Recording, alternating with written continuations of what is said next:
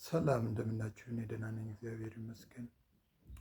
ያው ቤተ ክርስቲያን በውስጥም በውጭም ፈተና አለባት። የውስጥ ፈተና የሆኑባት የውስጥ አገልጋዮች ናቸው። አገልጋይ የሆኑት ለቤተ ክርስቲያን መነቃነቅ፣ ለቤተ ክርስቲያን መዋዠቅ፣ ለቤተ ክርስቲያን ፈተና ሆነዋታል። አንዳንድ ሰዎች ደግሞ ምን ይላሉ? ደጋፊ ያላቸው እነዚያ ቤተክርስቲያንን የሚያንገዳግዱ ቤተክርስቲያንን የሚፈትኑ በራሳቸው ኮረጆ ለሆዳቸው የሚሆን ገንዘብ የሚሰበስቡ ምን አላቸው? ተከታይ አጃቢ አላቸው። እናንተ ለሐሰተኞች አጥማቂ አጃቢዎች፣ ለሐሰተኞች ሰባኪ አጥማቂዎች አጃቢዎች፣ ለሐሰተኛ ካህናት አጃቢዎች፣ እናንተ ለሐሰተኛ ባይታውያን አጃቢዎች የሚጠቅማችሁ ቤተ ክርስቲያንን ብትደግፉ ነው። እርግጥ የቤተ ክርስቲያን መንፈሳዊ ቅንጣትም የላችሁ። ለምን እናንተ በሐሰት እንደዚህ ያደረግኩ ብሎ ያሳመናችሁን ነው የምትከተሉት። ስለዚህ በአሁኑ ሰዓት ለቤተ ክርስቲያን ትልቁ እንቅፋት ማን ነው ብትልኝ፣ ውስጡ አገልጋዩዋ ነው፣ በውስጥ የሚያገለግለው። በጣም አንዳንዴ እኮ የምንሰማው ለጆሮ እንኳ የሚዘገንን ለጆሮ እንኳ የሚከብድ ዓለም ከተፈጠረ ዘመን ከተቆጠረ ሰምተነው የማናውቅ በቤተ ክርስቲያን ይደረጋል ብለን የማናስበው ነገር ተደርጎ እንሰማዋለን፣ እናየዋለን። ይህ ትክክል አይደለም። እባካችሁ ስለ እግዚአብሔር ብላችሁ እናንተ አስመሳዮች አስመስላችሁ የምትኖሩ ለጊዜው ነው የምታስመስሉ። አስመሳይነት ያልፋል። አስመሳይነት እውነተኛነት ሲመጣ አስመሳይነት ይለቃል። ስለዚህ አስመሳይነት በአገልግሎት ምንም አይጠቅም።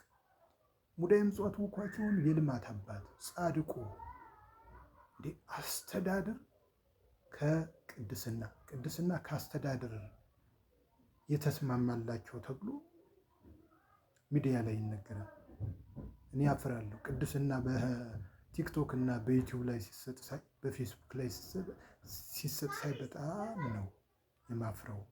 ለምን የቤተ ክርስቲያን አባቶች በጥንቱ ጊዜ እነዚህ አንሽንት ስኮላር የሚባሉት እነዚህ ሚድሊስት ስኮላሮች ያሉ እነዚህ ህይወታቸውን ስመለከት፣ የጻፉትን ጽሑፍ ስመለከት፣ የኖሩትን ኑሮ ስመለከት ያሳፍረኛል።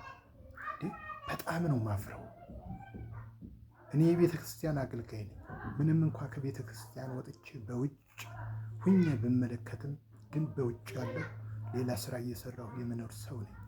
ግን ያን ሌላ ስራ የምሰራው ግን ቤተ ክርስቲያን አለማገልገል ፈልጌ አይደለም፣ የሚያስጠጋኝ ስላጣሁ ነው። በፊት እኮ ደህና ቦታ ላይ ሰራ ነበረ፣ ክፍለ ሀገር እያለሁ የአንድ ርዕሰ ከተማ የዞን ከተማ ርዕሰ ከተማ ወረዳ ስብከተ ወንጌል ኃላፊ ነበሩኝ። ግን የዛኔ በትክክለኛ ነው ያገለግሉት። ከልጅነት ጀምሮ ከአጥቢያ ቤተክርስቲያን እስከ ወረዳ ድረስ ነው ያገለግሉት። ያሳፍረኛል በጣም ሳስበው። ራሱ ሊቃውንት የሚለው አባቶች የሚባለው አራት አይና ተብሎ ምንም አይን የሌለው ሆኖ አገኘዋለሁ። ይህ በጣም ያሳፍረኛል። ለምን እኔ አሁን በውጭ ሁኜ ነው የምሰማ። ምን ልሁን የሚያውቀኝ ሰው የለም። አሁን የምኖረው አዲስ አበባ ነው። የተለያየ ቤተክርስቲያን ከሚመናን ጋር አብሬ እንደሚመናን ቁሜ አስቀድሼ ወደ ቤት እሄዳለሁ።